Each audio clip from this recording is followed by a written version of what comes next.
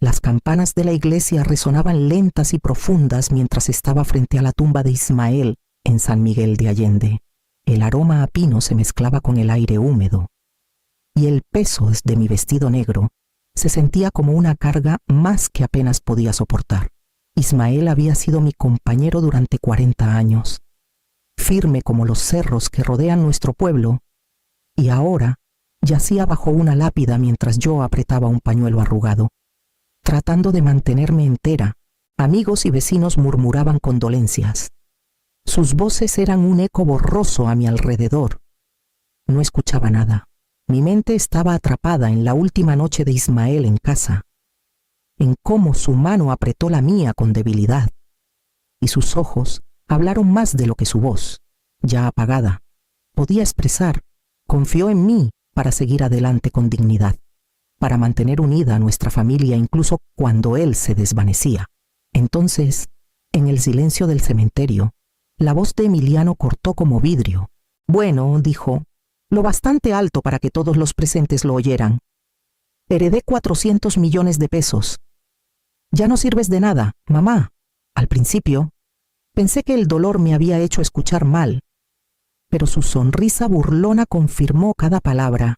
Mi único hijo, el niño al que cuidé en fiebres y noches sin dormir, estaba frente a la tumba de su padre no con tristeza, sino con un aire de triunfo. Mi pecho se apretó tanto que creí que caería al suelo junto a Ismael. Se oyeron jadeos entre la multitud. Un vecino se movió incómodo. Alguien más tosió, pero nadie intervino. Todos me miraban, esperando mi reacción. No dije nada. Mi garganta ardía.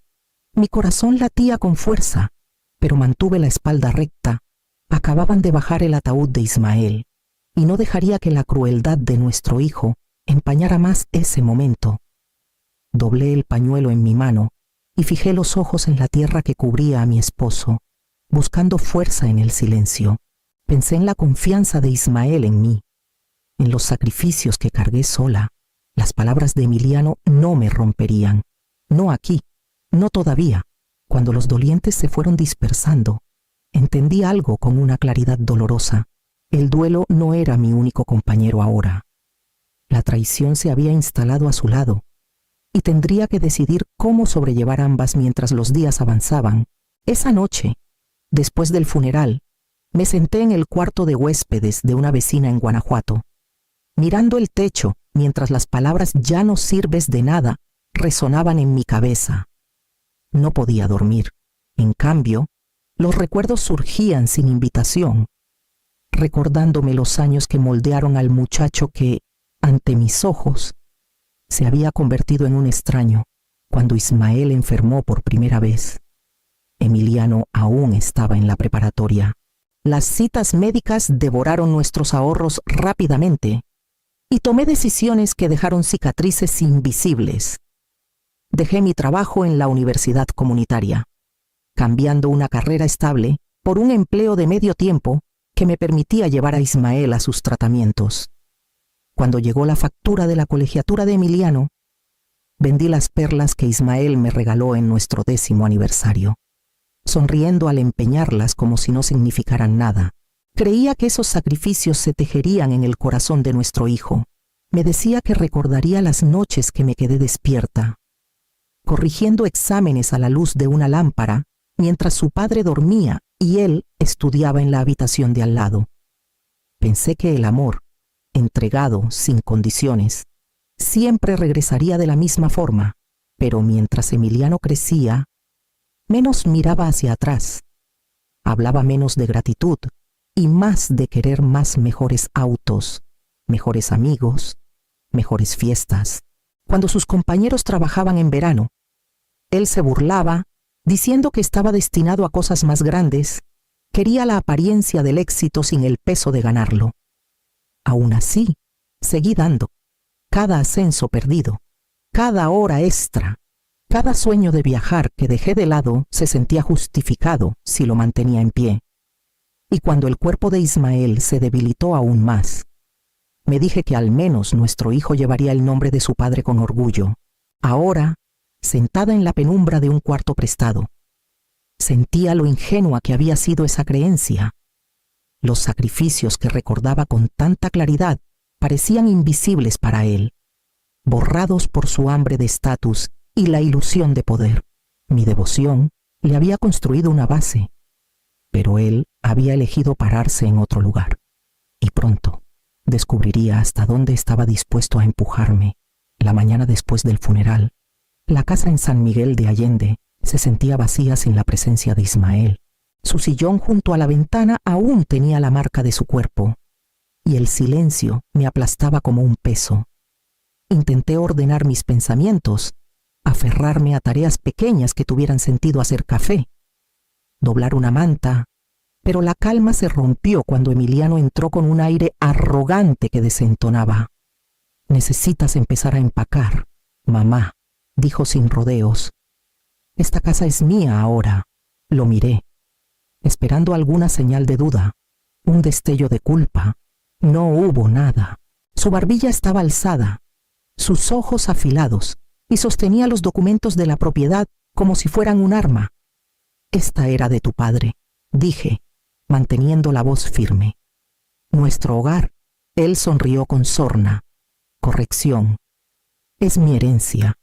Puedes buscar otro lugar». Las palabras me golpearon más fuerte de lo que esperaba. Durante décadas, cada rincón de esa casa había guardado los ecos de mi esfuerzo: comidas preparadas con presupuestos ajustados, pisos fregados hasta la medianoche, cheques de colegiatura escritos en la mesa de la cocina. Y ahora, mi propio hijo, la razón por la que lo di todo, me echaba como si fuera una inquilina cuyo contrato había terminado. Empaqué en silencio, doblando las camisas de Ismael con manos temblorosas, recogiendo las fotos que no podía dejar atrás. A través de las cortinas, vi a los vecinos detenerse en la banqueta, sus miradas esquivándome rápidamente. Los murmullos viajaban con la brisa, pero nadie dio un paso al frente. Mi humillación era un espectáculo público, y aún así no les di a ellos ni a mi hijo el gusto de verme derrumbarme. Salí con 2 maletas, cada paso cargado con la certeza de que los lazos de sangre no habían sido suficientes para mantenerme en mi propio hogar. No lloré, no supliqué, guardé silencio, porque el silencio era la única dignidad que me quedaba. Y al cerrar la reja detrás de mí, supe que necesitaba respuestas, y solo una persona podía dármelas. Llevé mis maletas a un cuarto rentado arriba de una florería en la calle Hidalgo, donde el aire olía a azucenas. El espacio era pequeño, apenas una cama y un ropero, pero me daba 4 paredes propias. Esa noche, mientras miraba el anillo de bodas de Ismael en mi palma, una idea tomó forma: necesitaba ver al señor Torres. Ismael había confiado en él durante años, y si había algo de verdad en la repentina reclamación de fortuna de Emiliano, Torres lo sabría. A la mañana siguiente, entré a su oficina en el centro de San Miguel. Era un edificio modesto con alfombra gastada y filas de carpetas encuadernadas en cuero. El señor Torres me recibió con la misma amabilidad de siempre. Sus ojos se suavizaron al notar las ojeras bajo los míos. Antes de que pudiera hablar, la puerta se abrió de golpe. Emiliano entró pavoneándose, vestido con un traje demasiado ostentoso para la ocasión.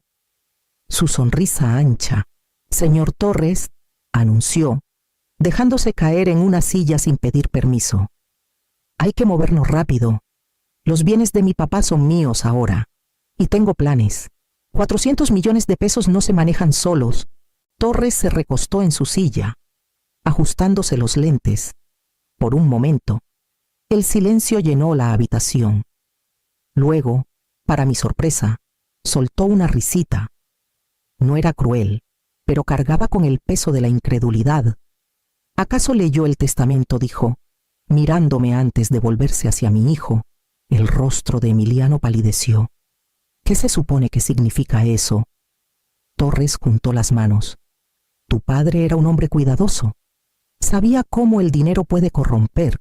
No dejó un cheque en blanco para nadie, mucho menos para un hijo que nunca ha tenido un trabajo estable». Sentí mi respiración detenerse. Confusión, sí, pero también un destello de esperanza que no me había permitido sentir. Emiliano se movió en su asiento.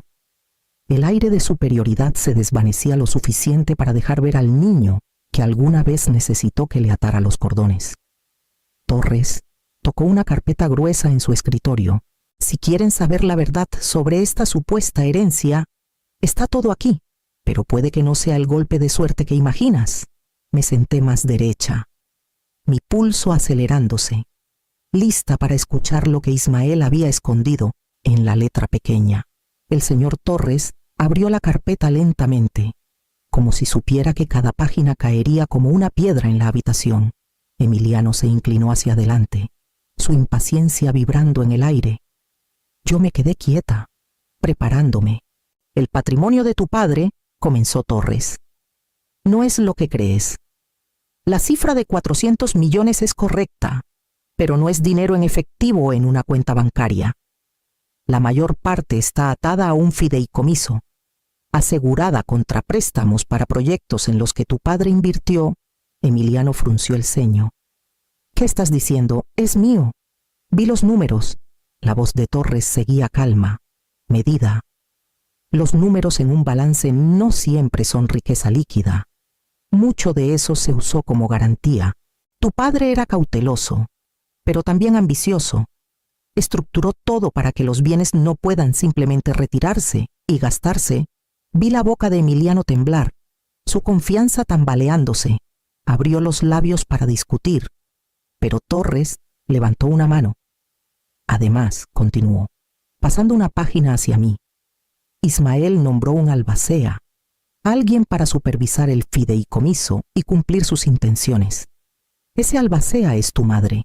Las palabras se hundieron en mí con peso y ligereza a la vez. Albacea, fiduciaria. Ismael había pensado en el futuro, en mí, en los peligros de dejar a Emiliano sin control. Sentí el eco de nuestras charlas nocturnas, la voz de Ismael firme, incluso cuando su cuerpo estaba débil. Florencia, algún día tendrás que proteger lo que construimos. El rostro de Emiliano se encendió de rojo. ¿Qué eso es ridículo? Ella no puede manejarlo. Soy su hijo. La mirada de Torres se agudizó. Ser hijo no es lo mismo que ser responsable. Tu padre quiso asegurarse de que el dinero no desapareciera en una temporada de malas decisiones, hasta que ciertas deudas se liquiden. El fideicomiso queda bajo el control de tu madre. El silencio nos aplastó. La mandíbula de Emiliano se tensó.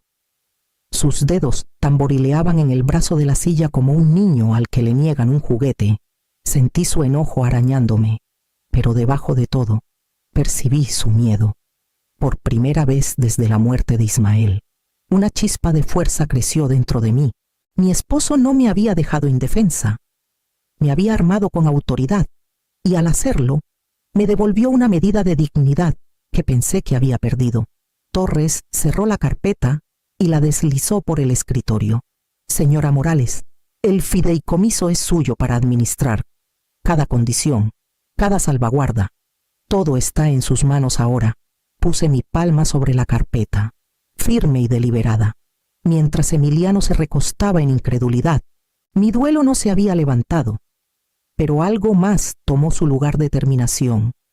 Y para cuando salí de esa oficina, supe que esto era solo el comienzo del desmoronamiento de mi hijo. Para cuando regresé a mi pequeño cuarto rentado, el atardecer caía sobre San Miguel de Allende. Coloqué la carpeta en la mesita de noche, pasando la mano por su superficie como si el propio Ismael me la hubiera entregado. Por primera vez en semanas, sentí un pedacito de paz. Pero la calma no duró. 12 horas después de que el señor Torres revelara la verdad, la tormenta comenzó al amanecer. Mi teléfono vibró con mensajes de vecinos. Habían visto a Emiliano pavoneándose por el pueblo la noche anterior, alardeando sobre inversiones, prometiendo financiar proyectos, invitando a amigos a cenas caras a crédito. Había pasado la noche presumiendo su supuesta fortuna. A media mañana, las llamadas cambiaron. Emiliano había intentado retirar dinero del banco, y el cajero, siguiendo las condiciones del fideicomiso, lo rechazó. Los testigos dijeron que salió con el rostro encendido, murmurando amenazas.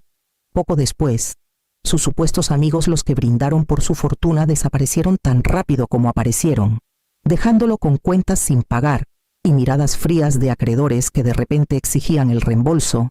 Al mediodía, mi teléfono sonó. Su nombre iluminó la pantalla. Dudé antes de contestar. Pero la curiosidad ganó. Mamá. Su voz se quebró con pánico, muy lejos de la arrogancia que soporté en el funeral. ¿Qué hiciste? ¿Por qué no puedo acceder al dinero? Dijeron que está bloqueado. Les dije que es mío. Tiene que ser mío.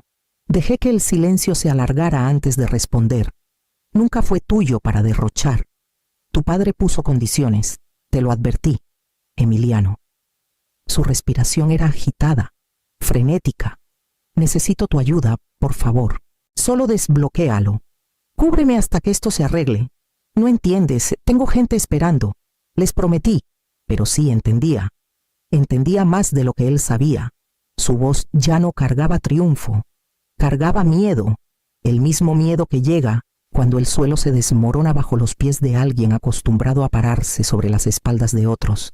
Terminé la llamada con la mano temblando, no de debilidad, sino de la certeza de que la previsión de Ismael se estaba desplegando justo como él lo planeó, y no pasaría mucho antes de que Emiliano no tuviera más opción que enfrentarme otra vez. El señor Torres me llamó la mañana siguiente, su tono cargado con el peso de lo inevitable. Tu hijo insiste en una reunión. Ven a mi oficina a las 2. Acepté, aunque un nudo de temor se apretó en mi pecho. Cuando entré, Emiliano ya estaba ahí, paseándose por la alfombra como animal enjaulado. Su traje estaba arrugado, su cabello desaliñado, y la arrogancia que antes destilaba de cada palabra había desaparecido. Al verme, se dejó caer en una silla y hundió el rostro en las manos. Mamá, dijo, con la voz ronca, me equivoqué. No debí decir esas cosas. Solo necesito una oportunidad para arreglarlo. Por favor. Lo estudié, buscando sinceridad en las grietas de su desesperación. Por un instante, vi al niño que alguna vez se aferró a mi falda cuando las tormentas lo asustaban. Pero el recuerdo de su sonrisa burlona en la tumba de Ismael endureció mi corazón. El señor Torres carraspeó y puso la carpeta entre nosotros. El fideicomiso es sólido. Emiliano, no tienes autoridad para tocar los bienes. El único camino es cooperar con tu madre. Y aún así, tu parte será limitada. Las condiciones de tu padre fueron claras. Las mejillas de Emiliano se encendieron de un rojo profundo. Se removió en la silla, su mandíbula trabajando como si la humillación quemara más que la pérdida misma. Entonces, ¿me estás diciendo?, murmuró, mirando al suelo, que mi propia madre controla todo tu madre, dijo Torres con calma.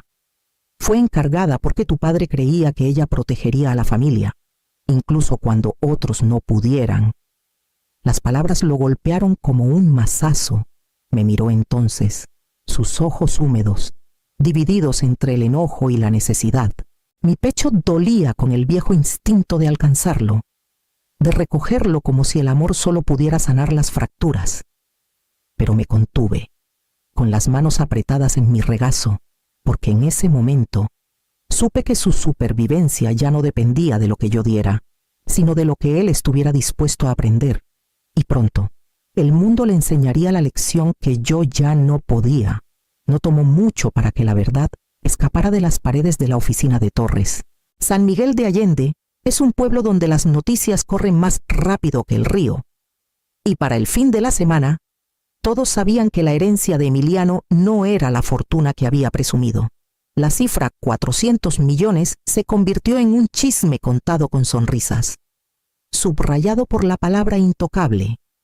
En el mercado, escuché a 2 mujeres murmurar cerca del pasillo de frutas. Todo ese alarde, dijo una, sacudiendo la cabeza. Resulta que no puede gastar ni un peso sin su madre. Su risa fue afilada, como vidrio rompiéndose.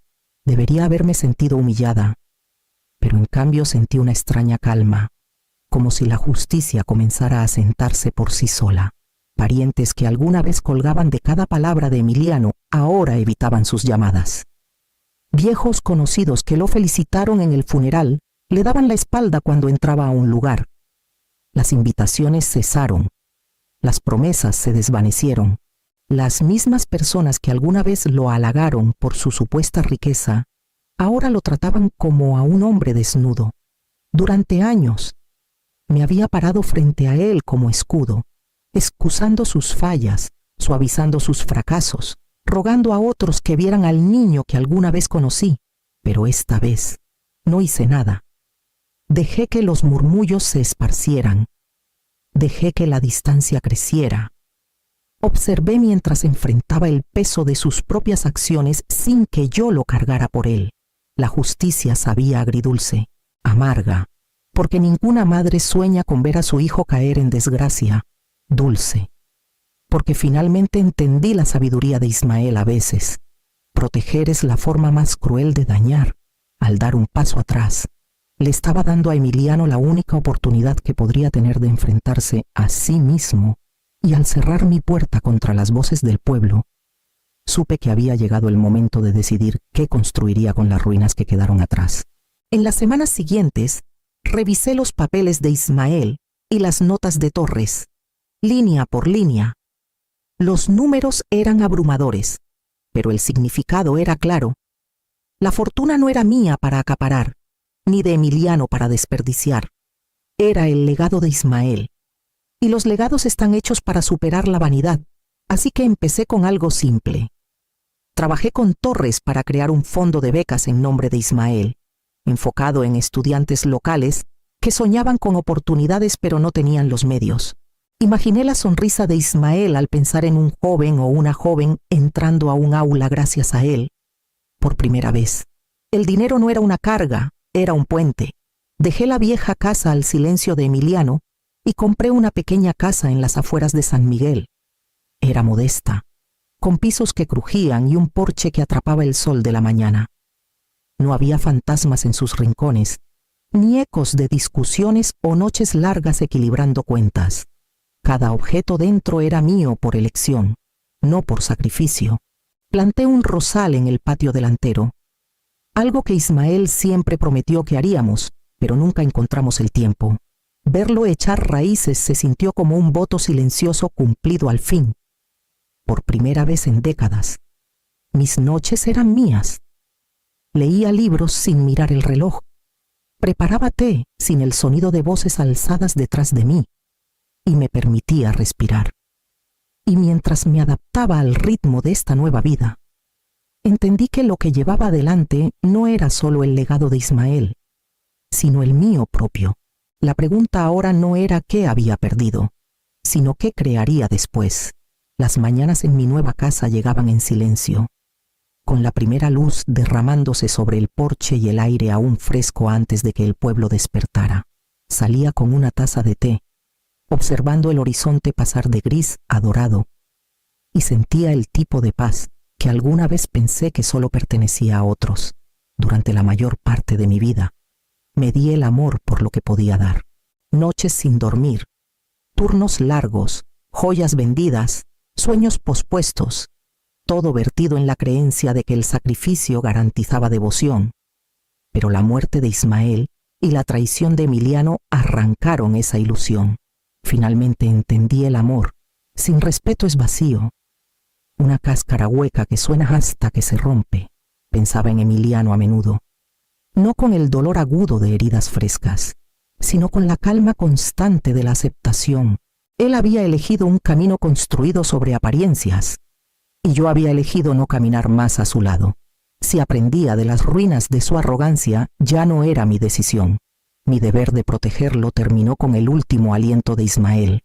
Una mañana, mientras la luz calentaba el rosal que había plantado, susurré al aire quieto: nunca fui solo una madre. Soy una mujer con sueños.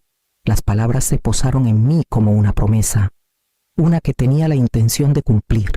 Regresé a la casa, al lugar que había elegido, no al que me impusieron el deber o la pérdida. Con manos firmes, cerré la puerta detrás de mí, no para alejar al mundo, sino para reclamar la paz silenciosa e inquebrantable que finalmente era mía.